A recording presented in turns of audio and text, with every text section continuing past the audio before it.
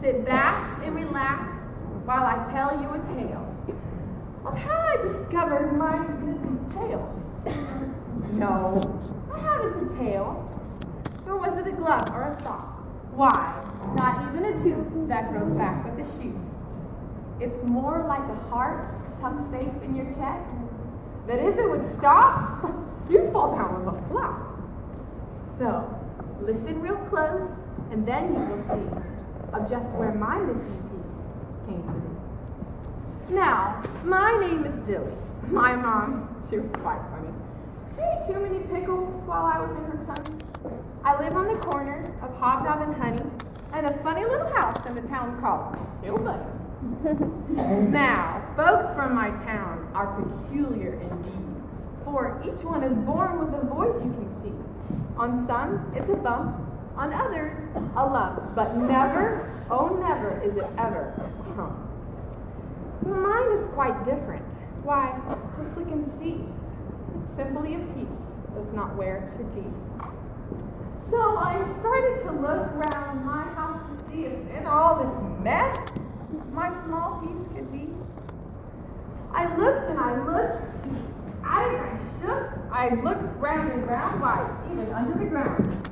I looked high, I looked low. I lifted a couch, I lifted my toe. I thought to myself, no, this isn't right. Had I ever had it? Was it ever in sight? Just then it occurred, oh, what an idea. If I never had it, then it can't be in here.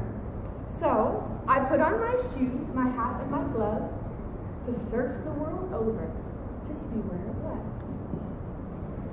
While walking along the sidewalk so sunny, I looked down and found, why, it's one piece of money. I think it's not the right size, but just possibly, if I had some more, it might complete me. So I scrimped and I saved, and I scribbled and I squabbled my eyes and bickered and borrowed. And then, in the end, it was never enough. I just kept wanting more and more stuff. And all I could find, all I could see, was all I still had was one thing. So I dropped on my money and I went on my way until I ran into something you don't see every day. There was a woman before me, so tall and so lean. Her hair was shiny, her teeth, they were clean. But there over her eyes, why, there was something the matter, but over her eyes there were stars, large in size. I thought to myself, oh, wow, oh, wait, now that's what I want. That will complete me. I searched and I searched, but they were so hard to find. If I'd kept all my money, I might could just buy. But I tried and I tried to sparkle and shine to see if I might find these stars in my eyes. And then, when I finally had them, I felt oh so high. Everyone loved me. I just thought I would die. But I didn't know. No one told me, you see, that these stars, they grow dimmer and able to see. They don't last real long. And then the fame is all gone. And you're then left with nothing. Why? Not even a something. So I went strolling on, then I felt underfoot a small fleck of a piece, just lying forsook. I picked it up off the ground and I looked all around till I found all its mates right next to a rake.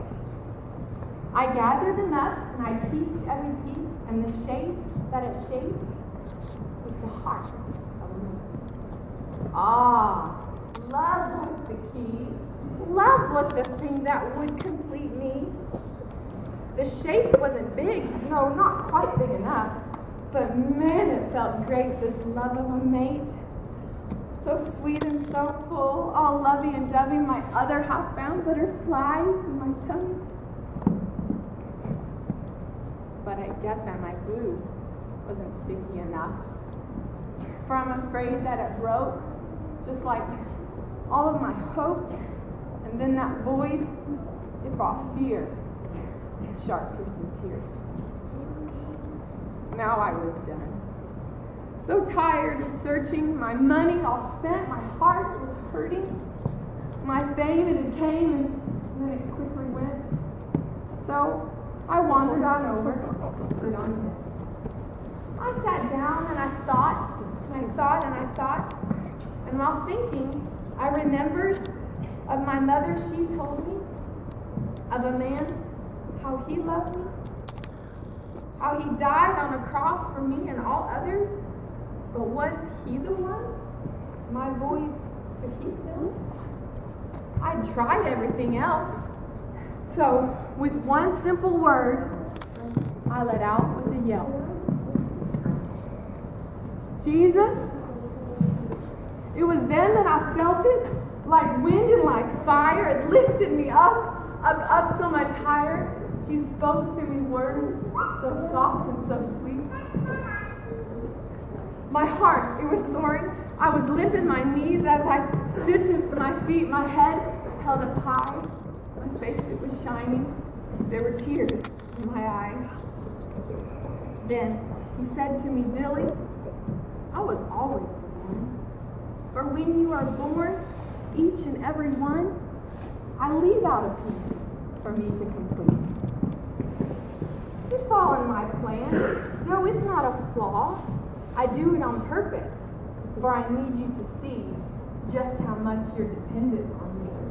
But then, here's the clincher. The tables get turned, for I also need your dependence on me. Money's not bad, but the love of it is.